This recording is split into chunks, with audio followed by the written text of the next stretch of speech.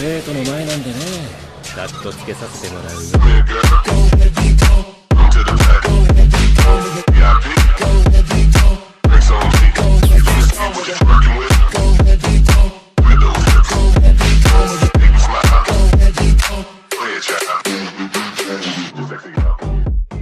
Soy el dios del trueno capítulo 216 al 220. La batalla en las fronteras de Wakanda culminó con una reñida victoria para los Vengadores, pero fue una victoria vacía.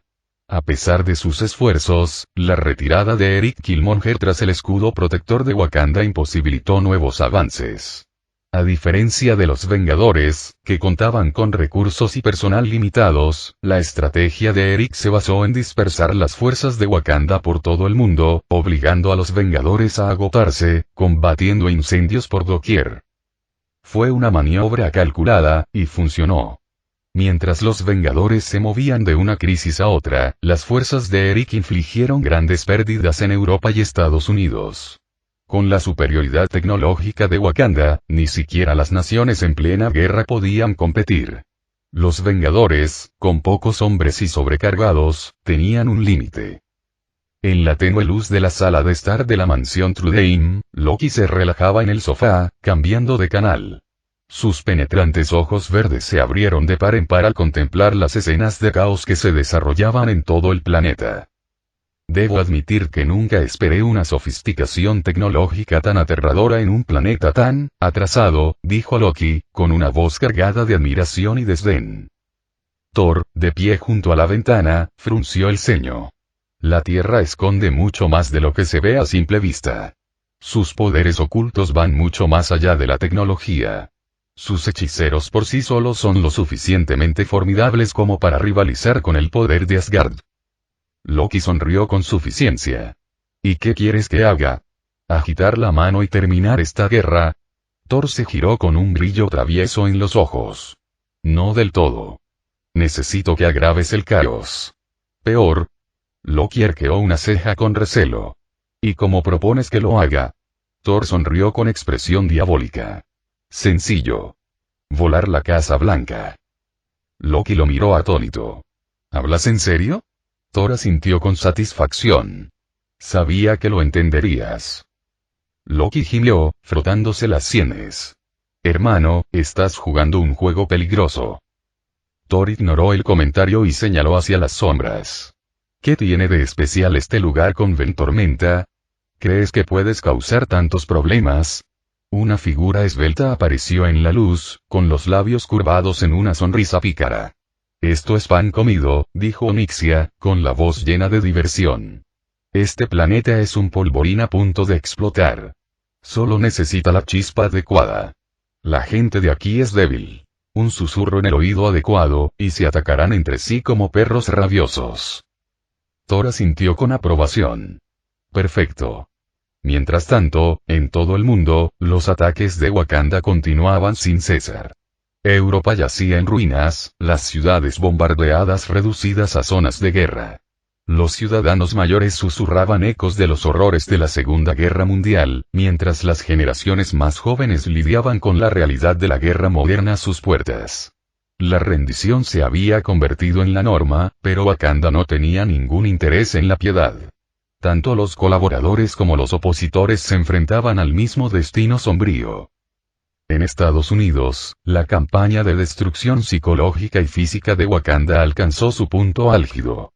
Monumentos y símbolos del orgullo estadounidense fueron demolidos sistemáticamente, dejando al país conmocionado. Entre las víctimas se encontraba la Estatua de la Libertad, destruida en un único y contundente ataque. Para muchos estadounidenses, esto fue más que un ataque a su patria. Fue un ataque directo a su identidad. Ante la indignación pública, el presidente se dirigió a la nación desde la Casa Blanca. Su discurso se transmitió en vivo a todo el mundo. Este es un día de vergüenza, no solo para Estados Unidos, sino para todo el mundo civilizado. Declaró, con la voz llena de justa indignación.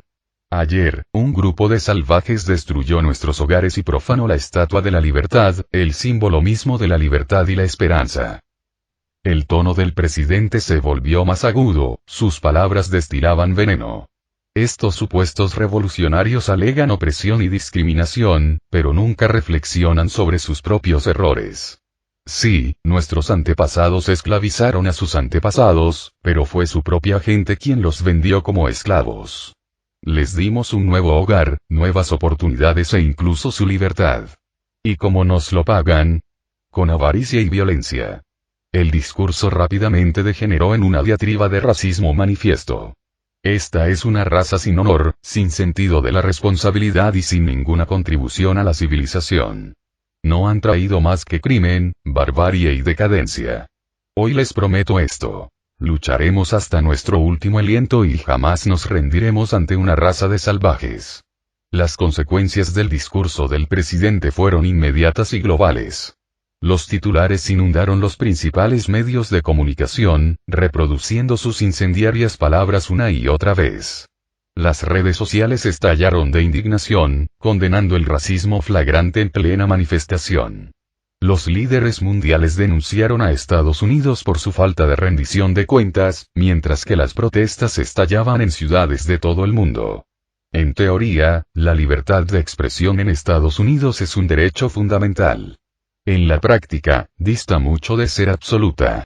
Las palabras de un político, especialmente de uno que ocupa un alto cargo, tienen un peso y consecuencias considerables. La libertad de expresión puede proteger a alguien de repercusiones legales, pero no lo protege de la indignación pública ni de las consecuencias políticas. Y cuando las palabras son incendiarias, las consecuencias pueden ser catastróficas. Las recientes declaraciones del presidente no solo fueron inapropiadas, sino que fueron un bombazo político y social. Normalmente, el Congreso estadounidense habría iniciado de inmediato un proceso de destitución, incluso si el presidente perteneciera al partido gobernante. Una retórica tan descarada sería indefendible. Pero con el país en guerra y las palabras del presidente percibidas como fuertes por algunos, los líderes de Washington se encontraron en un aprieto. Un juicio político parecería una admisión de debilidad, una rendición ante la agresión de Wakanda. Mientras tanto, al otro lado del mundo, Tony estaba ocupado apagando incendios, tanto en sentido figurado como literal. Cuando le llegó la noticia del discurso del presidente, golpeó con el puño la consola más cercana, murmurando una retahíla de improperios. Increíble. ¿Quién aprobó esta tontería? Tony paseaba por la habitación, sin que se le notara su habitual frialdad. Chaya, de pie cerca, compartió su frustración. Su expresión, normalmente tranquila, se había ensombrecido con una profunda mueca. Esto no es solo incompetencia. Es autodestrucción. Rhodes suspiró. El presidente, sin ayuda de nadie, ha echado más leña al fuego. Sam, sin embargo, esbozó una sonrisa sombría. Y la gente se pregunta por qué nunca firmé esa tontería de los acuerdos de Sokovia. Precisamente por eso. Estos políticos ni siquiera pueden gestionar sus propias relaciones públicas sin arruinarlas. ¿Cómo podemos confiar en que tomen decisiones sobre nosotros? La sala quedó en silencio.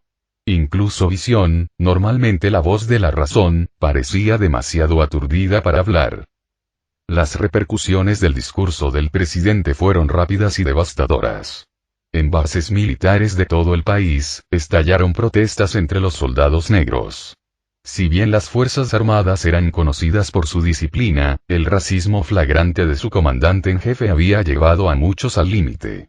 Con casi el 20% del ejército estadounidense compuesto por soldados negros, incluyendo a 2 generales prominentes, los motines fueron más que incidentes aislados. Representaron una crisis nacional. El esfuerzo bélico, ya de por sí tenso, comenzó a desmoronarse bajo el peso de la división interna. La moral se desplomó. Las estructuras de mando se desintegraron. El otrora poderoso ejército estadounidense se encontraba sumido en el caos, con su liderazgo paralizado por las luchas internas y la desconfianza. En medio del caos, el propio presidente era un manojo de nervios. Acurrucado en la seguridad de la Casa Blanca, se mecía, murmurando incoherencias. Dios mío, ¿cómo pude decir esas cosas? Se acabó. Se acabó todo, sus asesores permanecieron impotentes. Habían visto las señales de su desmoronamiento mucho antes, pero nadie había previsto que se agravara a este nivel. En otra parte, a la sombra del caos político de Washington, Thor y Onyxia observaban con satisfacción. ¿Qué tal lo hice, Su Alteza? Preguntó Onyxia con una sonrisa pícara. Su magia negra había contribuido decisivamente a amplificar los prejuicios latentes del presidente, impulsándolo a revelar su verdadera cara ante el mundo. Thor rió entre dientes, con los ojos brillantes de aprobación. Has superado mis expectativas. Ahora, dejemos que el miedo y el odio se agraven. Es hora de la siguiente etapa. 3 días después, Wakanda lanzó su ataque más audaz hasta la fecha. Un ataque de precisión sobre Washington, D.C., vio a las fuerzas de élite de Wakanda asaltar la mismísima Casa Blanca. Liderando la carga estaban robots revestidos de vibranio, panteras negras mecánicas que desataban una potencia de fuego devastadora. La operación fue quirúrgica y brutal. Para cuando llegaron los refuerzos, la Casa Blanca estaba reducida a ruinas humeantes. Entre las víctimas se encontraban el presidente, el vicepresidente y numerosos funcionarios de alto rango. La nación quedó atónita. Históricamente, ninguna potencia extranjera había logrado un golpe tan decisivo en suelo estadounidense. Si bien ya se habían producido asesinatos de presidentes, este era el primer caso de una decapitación tan generalizada y sistemática del liderazgo nacional. El momento no pudo haber sido peor. Era año electoral, y con el presidente y el vicepresidente muertos, el panorama político era un caos. El candidato del partido de la oposición, que antes iba a la saga en las encuestas, de repente se vio en condiciones de ganar por incomparecencia. Pero el destino tenía otros planes. En una transmisión en vivo, el candidato, en un intento fallido de conectar con los votantes, se refirió repetidamente a los wakandianos con insultos racistas. Parecía completamente inconsciente de su error, sonriendo con seguridad mientras pronunciaba su discurso. La reacción fue inmediata y despiadada. A la mañana siguiente, el candidato fue encontrado muerto en su casa, víctima de lo que parecía ser un asalto. Se desconocía quiénes eran los culpables, pero pocos dudaban de que Wakanda, o quizás incluso sus propios partidarios enfurecidos, hubieran tenido algo que ver. Para Estados Unidos, la pérdida de su liderazgo sumió a la nación en una crisis sin precedentes. El gobierno estaba en ruinas, sus instituciones plagadas de vacantes y luchas de poder. Comenzaron a surgir facciones locales, cada una compitiendo por el control ante la ausencia de una autoridad central. Thor había dejado de lado sus preocupaciones por el momento. Sus planes ya estaban sembrados y la mayoría de los preparativos necesarios estaban completos. Si bien no era ajeno al liderazgo, Thor sabía que sus fortalezas no residían en la política ni en la planificación intrincada. Esas tareas eran mejor dejarlas en manos de Onyxia y Loki. Ambos eran maestros de la astucia y la intriga, con un dominio sólido de la magia negra y una asombrosa habilidad para desenvolverse en situaciones extraordinarias. Thor confiaba en ellos para manejar estos asuntos con precisión. En cuanto al resto de sus aliados, Thor contó con una fuente sorprendente: Kingpin. Aunque Kingpin carecía de habilidades sobrehumanas y era simplemente un mortal, Thor lo consideraba más valioso incluso que una mutante de nivel Omega como Jean Grey. Su pragmatismo e ingenio lo convertían en un aliado excepcional. Thor recordó una encuesta de su vida anterior que preguntaba: ¿quién es el villano más aterrador del universo Marvel? La respuesta no era Thanos ni Dormammu, sino Kingpin. El razonamiento era simple. Kingpin era el villano más realista. Y ahora, su agudo intelecto le había permitido discernir las verdaderas intenciones de Thor, poniendo en marcha sus planes con asombrosa precisión. A Thor no le preocupaba especialmente la lealtad de Kingpin, ni tenía tiempo para preocuparse por ella. Mientras sus intereses coincidieran, Kingpin era más confiable que muchas de las mujeres en su vida. Al menos, con Kingpin, no había necesidad de lidiar con complejidades morales ni enredos emocionales. Sorbiendo vino de su copa, Thor arqueó una ceja al ver al Doctor Strange realizar un sutil truco para rellenarla sin parar. El líquido volvió a llenarse, brillando bajo la luz. Este vino es excelente.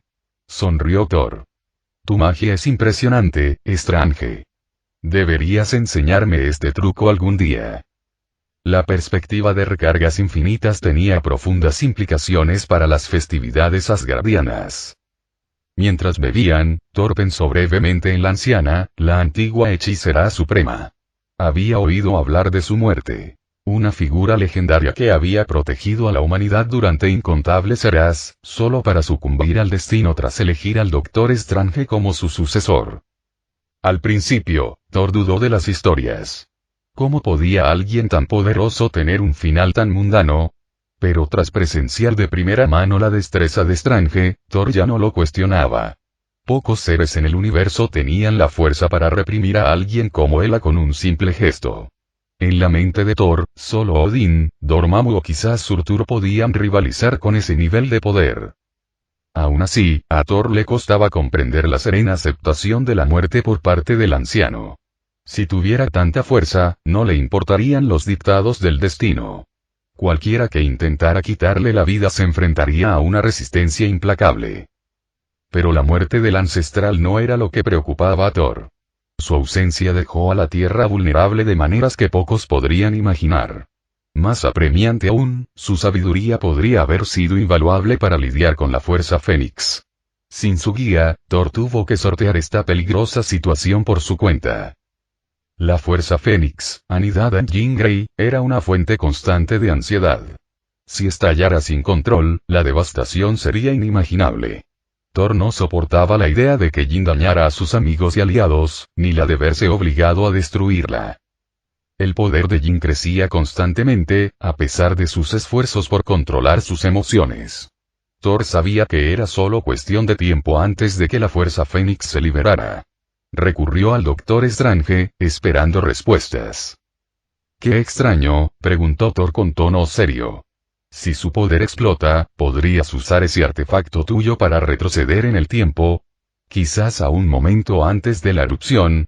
Strange frunció el ceño, sumido en sus pensamientos.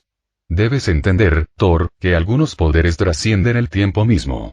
La Fuerza Fénix es una de esas entidades. Así como Dormammu puede percibir y manipular bucles temporales, la Fuerza Fénix existe más allá de esas limitaciones».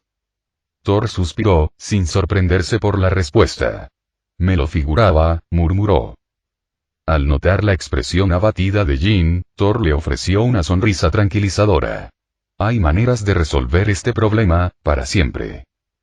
Los ojos de Jean se iluminaron con una mezcla de esperanza y curiosidad. «¿De qué maneras?», preguntó, con la voz apenas por encima de un susurro. «La solución más sencilla», explicó Thor, «es que integres plenamente ese poder. Que lo hagas verdaderamente tuyo». Jean guardó silencio, comprendiendo la magnitud de su sugerencia. Controlar la Fuerza Fénix no era tarea fácil. Requería disciplina, fuerza y determinación sin igual. Thor sabía que las palabras por sí solas no aliviarían sus preocupaciones, así que actuó.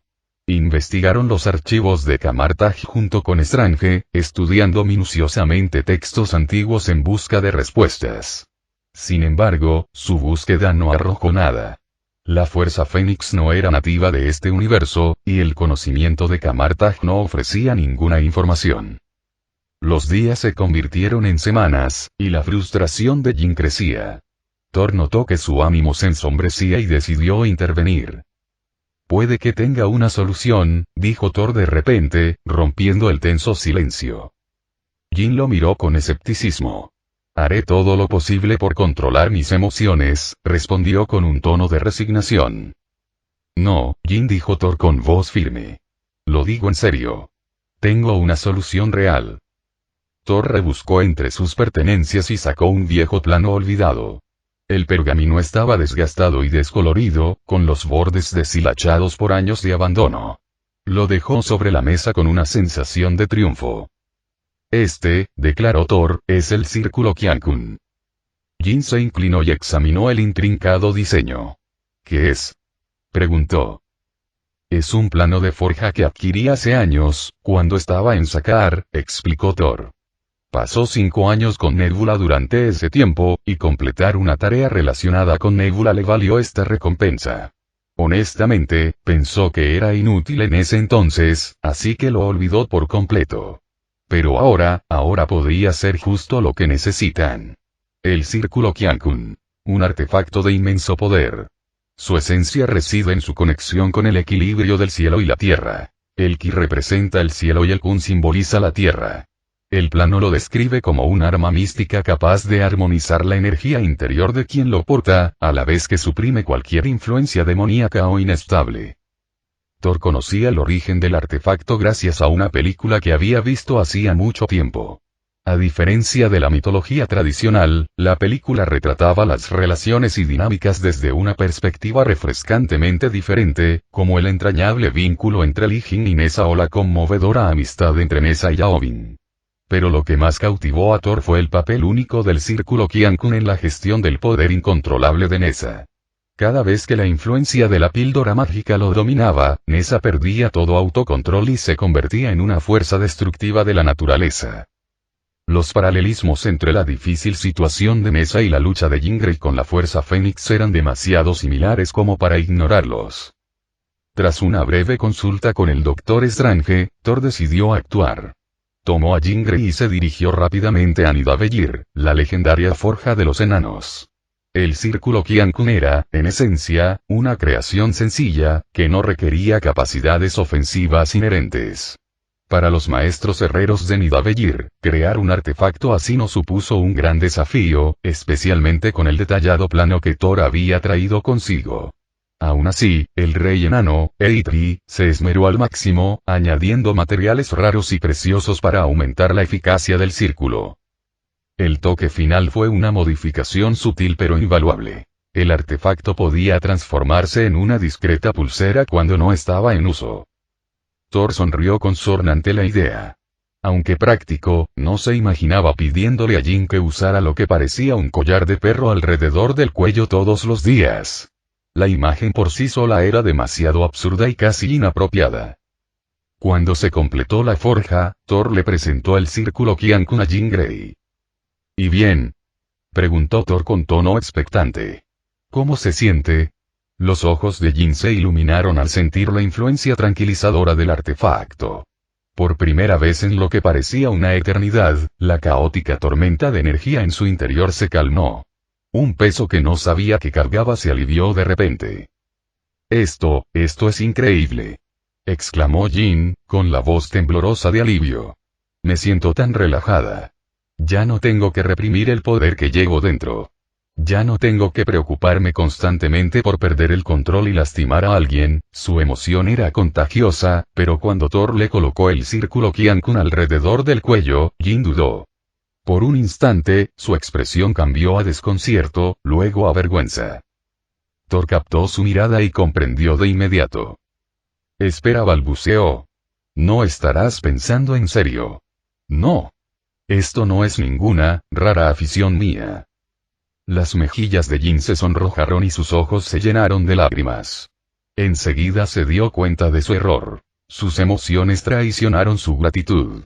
Thor no tenía motivos para hacer tanto por ella. Sin embargo, había viajado a través de mundos, superando innumerables desafíos, para encontrar una solución a su problema. Para alguien como Jin, que había experimentado poco amor y cariño durante su infancia, el gesto la impactó profundamente. Al ver su mirada, Thor sintió una mezcla de orgullo e inquietud. Bromeó para sí mismo. No soy solo un caballero dragón. Quizás sea hora de considerar convertirme también en un caballero fénix. Thor se aclaró la garganta y cambió de tono. Recuerda, dijo con firmeza, este artefacto no solo suprime tu poder, sino que también lo limita. Cuando necesites liberar toda tu fuerza, recita este conjuro y el círculo se transformará en un brazalete. Te permitirá acceder a tu poder sin perder el control. Jin asintió solemnemente. Lo entiendo. Tendré cuidado. Con la fuerza fénix ya dominada, Thor se permitió un momento de relajación. Llevó a Jin a un tranquilo recorrido por varios reinos, disfrutando de su compañía. Sin embargo, mientras Thor y Jin disfrutaban de su recién encontrada paz, el mundo que habían dejado atrás, especialmente Estados Unidos, se hundía en el caos. La situación política en Estados Unidos había llegado a su punto crítico. La mayoría de los altos funcionarios habían sido destituidos o incapacitados, dejando un vacío de poder a nivel federal. Como federación, el país ya tenía dificultades para mantener la cohesión. Ahora, sin el liderazgo de Washington, cada estado y región perseguía su propia agenda. Las facciones políticas internas competían por el dominio, estallaban disturbios civiles y amenazas externas como Wakanda se aprovechaban de la inestabilidad. Los bombardeos y las incursiones se convirtieron en algo habitual. Para agravar la agitación, los grupos terroristas aprovecharon la oportunidad para atacar. Décadas de políticas intervencionistas estadounidenses le habían granjeado al país una larga lista de enemigos, y la mano manipuladora de Eric avivó el conflicto mundial. En regiones devastadas por la guerra, los pueblos oprimidos ahora veían a Estados Unidos como la fuente de su sufrimiento, sus fracasos y su dolor. Bajo el peso de los conflictos internos y la hostilidad externa, la nación comenzó a tambalearse. Muchos compararon la situación con el colapso de otra superpotencia a finales del siglo anterior. Las similitudes eran inquietantes. En tiempos como estos, el mundo anhelaba héroes. Figuras de fortaleza y claridad que pudieran liderar el camino para salir de la desesperación. Auge. El rugido ensordecedor de una explosión rompió el tenso silencio de un exclusivo hotel de Nueva York.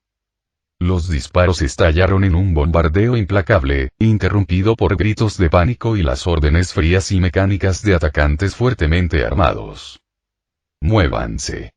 Retiren todo lo innecesario. El hotel, normalmente un santuario para la élite, estaba sitiado. Sus residentes, protegidos por fuerzas de seguridad privadas con munición real, se creían intocables. Pero en una nación al borde del colapso, ningún lugar era realmente seguro. No se trataba de alborotadores comunes y corrientes. Los atacantes estaban bien entrenados, bien equipados y eran inquietantemente precisos en sus movimientos. Operaban con un nivel de coordinación y potencia de fuego que solo se ve en unidades militares de élite. En una de las salas de conferencias, se habían reunido varios pequeños grupos políticos. Con los principales partidos en ruinas, estas facciones vieron la oportunidad de tomar el control del futuro de la nación. Sin embargo, justo cuando comenzaban sus discusiones, comenzó el asalto.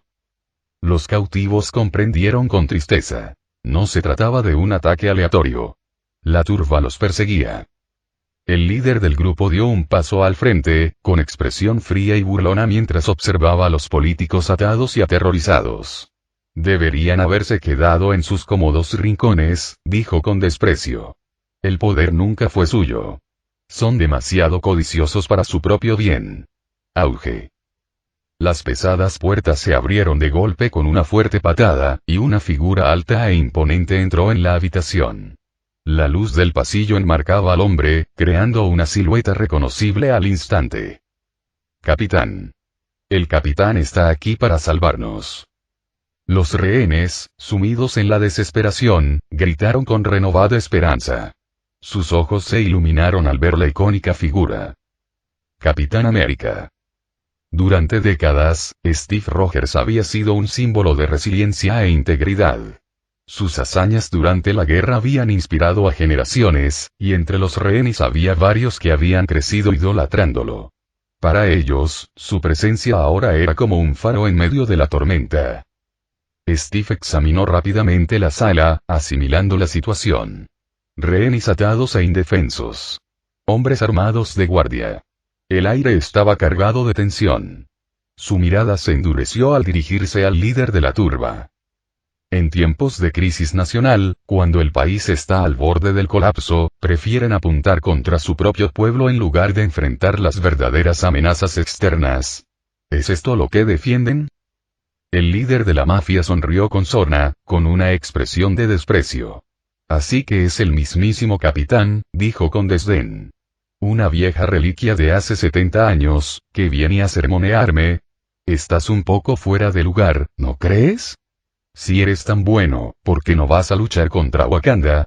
Ah, espera, lo olvidaba. Ahora te buscan. Los subordinados del líder de la mafia se rieron burlonamente, con sus armas apuntando a Steve. El líder hizo un gesto casual con la mano. Cuídalo.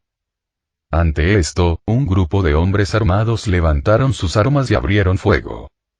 Steve suspiró y levantó su escudo de vibranio para bloquear las balas. El escudo absorbió los impactos sin esfuerzo mientras se movía con precisión. En un instante, cargó hacia adelante, desarmando a un matón con un giro rápido y dejando inconsciente a otro con un golpe rápido con el borde de su escudo. Los rehenes observaban con asombro. Incluso ante la abrumadora desventaja, el Capitán América mantuvo la calma, con movimientos fluidos y eficientes. Aunque los atacantes estaban bien entrenados y armados hasta los dientes, no eran rival para su combinación de habilidad, fuerza y estrategia. En cuestión de segundos, la mayoría quedó incapacitada, gimiendo de dolor en el suelo. «Basura», gruñó el líder de la turba, mirando fijamente a sus hombres caídos. Pero en lugar de retirarse, el líder se lanzó a la refriega. Se movía con una velocidad y una fuerza sorprendentes, y sus golpes impactaban con una fuerza que superaba la de un humano normal. Steve se dio cuenta rápidamente de que este hombre no era un matón cualquiera. Tenía entrenamiento de combate y posiblemente mejoras. La lucha fue feroz, y por un momento, pareció que el líder tenía la ventaja. Pero la resistencia y la experiencia de Steve resultaron ser demasiado. Con un último golpe en el momento justo, Steve derribó al líder al suelo. Al terminar la batalla, los rehenes permanecieron paralizados por la conmoción. Aunque victorioso, Steve no se relajó. Echó un vistazo a los miembros heridos de la turba, notando que ninguno había muerto.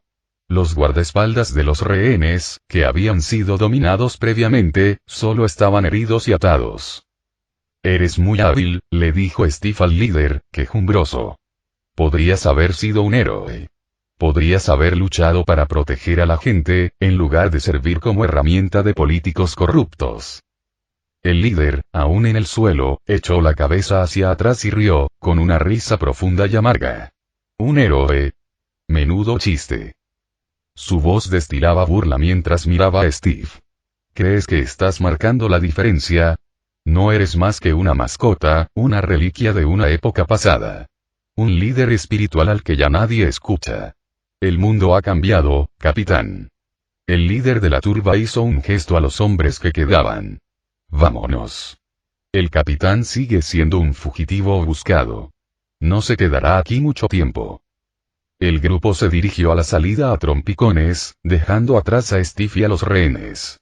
Entre los cautivos, un hombre llamado Underwood, un perspicaz líder del Partido Popular, observaba la escena con atención.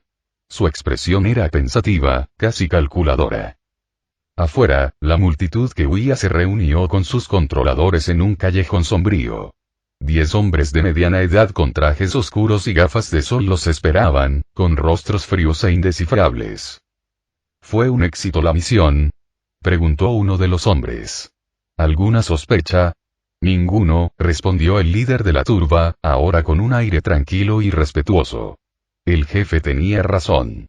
Mientras no matáramos a nadie, el capitán nos dejó ir». El hombre de traje asintió con tono serio. «Bien. El plan debe ser impecable. Aquí tienen sus nuevas identidades. Recibirán el pago acordado y comenzarán una nueva vida lejos». Los miembros de la turba aceptaron sus recompensas con entusiasmo y se marcharon con visible alivio. Al desaparecer entre las sombras, el hombre trajeado se dirigió hacia un rincón más oscuro del callejón. «Jefe», preguntó vacilante, «si el secreto es tan importante, ¿por qué no Hizo un gesto de cortarse el cuello. Una voz grave respondió desde las sombras. «Cuando la gente se desempeña bien, la recompensas. Castígala solo cuando sea necesario. Si matáramos a todos los que hicieron nuestro trabajo sucio, ¿quién aceptaría el trabajo la próxima vez?». La figura en las sombras avanzó un poco, revelándose. Piedra angular. Su imponente silueta irradiaba autoridad y amenaza. «Estamos construyendo algo nuevo aquí», continuó. «Se acabaron los métodos descuidados. Dominaremos este juego con precisión». De vuelta en el hotel, Steve liberó a los rehenes, desatando a cada uno con cuidado. Pueden irse, dijo en voz baja. Pero procuren no volver a reunirse en grupos como este. Solo los convierte en blancos. Los rehenes liberados expresaron su gratitud, pero uno permaneció allí. Underwood, líder del Partido Popular, dudó antes de dar un paso al frente. «Sabes», dijo Underwood con tono irónico, no se equivocaba. «Ya nadie te escucha, capitán. Ni siquiera cuando tienes razón». Steve hizo una pausa. Las palabras le dolieron más de lo que quería admitir. Se giró hacia Underwood, frunciendo el ceño. «¿Qué intentas decir?» La mirada de Underwood era intensa. Parecía forcejear con sus pensamientos antes de finalmente hablar. «Lo que digo, capitán, es que no debería conformarse con ser solo un símbolo. No debería ser solo un líder espiritual». Steve frunció aún más el ceño. «¿Y qué propones?» Underwood respiró hondo. «Quiero decir, creo que deberías convertirte en nuestro verdadero líder». Final del capítulo.